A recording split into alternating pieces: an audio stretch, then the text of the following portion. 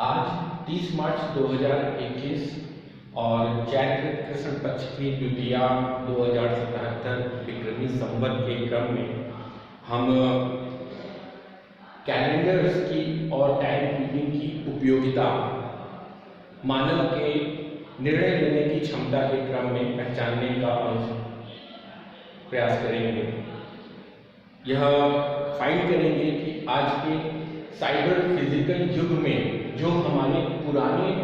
Calendars और time keeping processes हैं, उन्होंने हमको आज कहाँ तक, किस स्थिति तक पहुँचाया है और आज की नई स्थिति में हमें किस प्रकार के एक advance astro geopolitical cultural calendar की आवश्यकता है या नए टाइम कीपर की आवश्यकता है, जिससे कि for synchronised decision making for humanity, for human consciousness. तो यह पूरी की पूरी एक प्रक्रिया है जिसका उन लोगों के लिए मैं अनरेवल करने का प्रयास कर रहा हूँ जो लोग कैलेंडर की उपयोगिता को उस दृष्टि से नहीं देखते हैं जिस दृष्टि से कैलेंडर उनके आम जीवन में काम कर रहा है। एक बिजनेस क्लास के लिए कैलेंडर उसकी नए अपकमिंग प्रोजेक्ट्स को एग्जीक्यूट करने का माध्यम होता है। एक नौकरी पेशा वाले के लिए उसकी डेली रूटीन तय करता है। राजनीतिज्ञों के लिए अपकमिंग चुनावों की रणनीति या मीटिंग्स तय करने का काम करता है। तो ये कैलेंडर्स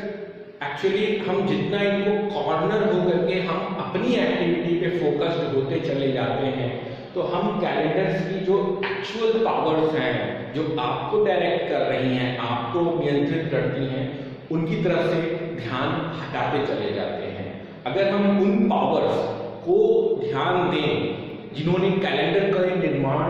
में अपना योगदान दिया है या एक कैलेंडर को बनाने में किन बातों का ध्यान रखा गया है, तो हम इस साइबर फिजिकल युग में अपनी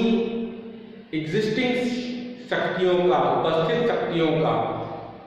भरपूर उपयोग कर सकते हैं, सबल उपयोग कर सकते हैं, कल्याणकारी उपयोग कर पाएंगे। तो अगर हम यहाँ पर देखें तो एक कैलेंडर पूरी तरीके से खगोलीय गतिविधियों की जानकारी देता ही देता है। उसके पास डे होता है, उसके पास वीक होते हैं, मंथ होते हैं, ईयर होते हैं और ईयर के क्रम में वो डिकेड्स एंड सेंचुरीज की परिभाषाओं को रखता है। इसी को ही अगर हम अगले कंटेक्स्ट में लेके आए तो वो हर जियोग्राफी के हिसाब से वहाँ के मौसम की भी जानकारी रखता है। अगर एक कैलेंडर के को अध्ययन करने वाला एक बच्चा जो बड़ा हो रहा है, छोटे से बड़ा हो रहा है, अपने एजुकेशन सिस्टम के अकॉर्डिंग या उसने अपने वातावरण का जिस किसी भी परिवेश में रहते हुए भी उसने अनुभव किया हुआ है, वो मानव किसी एजुकेशन सिस्टम को बिलोंग नहीं करता है। वो एक एज ए नोमैड आदि मानव की तरह ही उसने पृथ्वी पर विचरण किया है। तब भी वह कालक्रम में हो रहे एक साइक्लिक बदलावों को अपने जियोग्राफी में ध्यान से अध्ययन कर सकता है और उनके क्रम में डिसीजन मेकिंग करता है। पॉलिटिकल एक हर कैलेंडर का पॉलिटिकल फेस सामने निकल करके आता ही आता है, इससे ना नहीं कहा जा सकता। पॉलिटिकल बहुत बड़ा इन्फ्लुएंस रहता है, लेकिन इस फैक्टर को यदि मानव जाति वास्तव में ब्रह्मांड में अपने अन्वेषण को आगे बढ़ाना चाहती है, प्राकृतिक शक्तियों के साथ स्वयं को इन्वॉल्व करना चाहती है, तो यह जो पॉलिटिकल फैक्टर है यह अभी आपस में एक दूसरे टुवर्ड्स ह्यूमैनिटी है, मानव के खिलाफ पॉलिटिक्स करता है। तो इस पॉलिटिक्स को हमें आउटवर्ड करने की आवश्यकता है, ये इनवर्ड नहीं रह सकती। अगर ये इनवर्ड रहेगी तो कैलेंडर आपको उलझा के रखेंगे इसी धरती पे, लेकिन अगर हम इस पॉलिटिकल टर्म को आउटवर्डिस कर देंगे तो शायद हम उन चीजों पे काम कर रहे होंगे जो प्रकृति की वजह से घटित होती हैं। जैसे कि मानव को हार्म पहुंचाने तो वहां पर हम क्राइम सीन क्रिएटेड होता हुआ देखते हैं, हम ऐसी संभावनाएं वहां पर देखते हैं जहां पर एक पूरा इन्वेस्टिगेशन ट्रेल किया जा सकता है और अल्टीमेट जो कल्प्रिट है वो ह्यूमन को ठहराया जा सकता है। लेकिन ऐसे इंसिडेंट जहां पर कल्प्रिट नेचर है उसको फाइंड आउट करने के लिए, जैसे ज्वालामुखी विस्फोट हो गया, अर्थक्वेक से हानि हो गई, बाढ़ आ गई, बाढ़ आना तो खैर मैनमेड वहां पे इंटरेक्शन हो सकते हैं, लेकिन अर्थक्वेक एंड अभी तक हमने धूमकेतु से होने वाली किसी आपदा को अध्ययन में नहीं लिया है।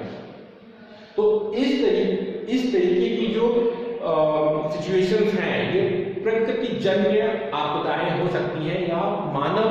की जो शक्तियां हैं जो उसको प्रकृति से फाइट करने के योग्य बनाती हैं, उन शक्तियों को अगर हमें तैयार करना है तो हमें एक नए कल्चर को विकसित करना है, नई पॉलिटिकल कल्चर को विकसित करना है, अपनी जियोग्राफी जो कि हमारी ओन प्लैनेट अर्थ की है उस जियोग्राफी को ध्यान में रखते हुए नए पॉलिटिकल कल्चर को एस्ट्रोनॉमिकली रिफ्रेश करने की आज आवश्यकता आ गई है इस साइबर फिजिकल युग में, to take the advantage of calendars and time keeping. यह मेरा एक छोटा सा संदेश है, इस पर सभी सुनने वाले, सभी देखने वाले विचार कर सकते हैं और more close towards thinking generate कर सकते हैं, how we should think about calendars and time keeping in cyber physical era together to achieve a synchronous decision making on the planet Earth to fight what humanity is facing, natural disasters or natural famine, जो भी प्राकृतिक आपदाएं हैं, घटनाएं हैं, उनसे निपटने के लिए। इतनी छोटी सी बात के साथ, कैलेंडर से संबंधित एक छोटी सी बात के साथ मैं अपनी बात को विराम देता हूँ। त्योहारों की खूब सारी शुभकामनाएं। भारतवर्ष में गर्मियों का आगमन है, तो अच्छी सी गर्मी का भी स्वागत। धन्यवाद।